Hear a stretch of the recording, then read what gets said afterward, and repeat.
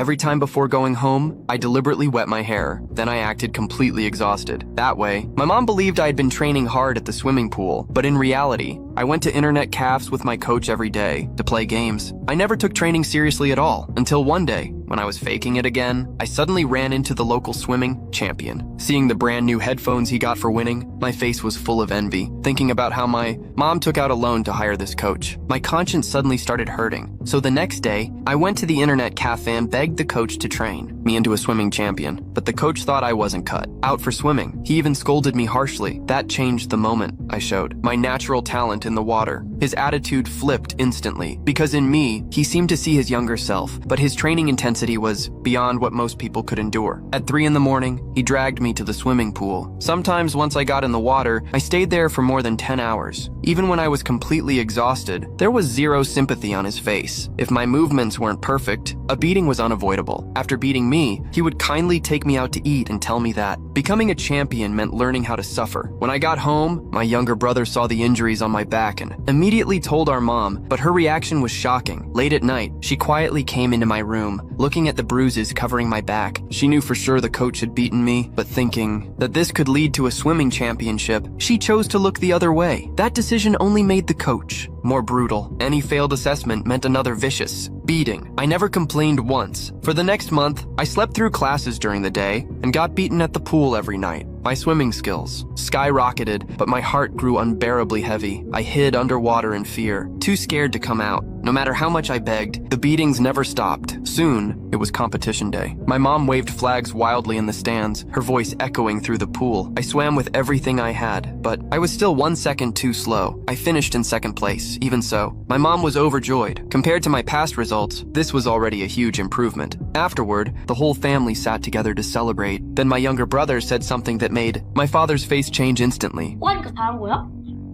예정일이 안 받아주면 사죄했던 거야? After hearing this, my father's expression turned serious. Only then did he realize that every medal his son earned came from being beaten. He immediately pulled me into the room to check. Even though I tried to cover myself, he still saw the scars on my back. My father completely lost his temper. I hurriedly apologized, saying it was all my fault. He couldn't understand why I was so terrified. Then he confronted my mother. Seeing her firm attitude, he realized she had allowed all of this. Furious, my father wanted to confront the coach, but my mother desperately stopped him. Even though my father could barely control his anger, he still secretly went behind her back to find the swimming coach. He pulled out a thick stack of cash and begged him to stop hitting his son, otherwise he would expose everything. The coach agreed, but the next day at training, he treated me exactly the same, as if my father's words meant nothing. This time, with my father standing behind me, I refused to submit. I didn't even have time to change clothes. I ran straight out of the swimming pool, kept running until I reached my father's workplace.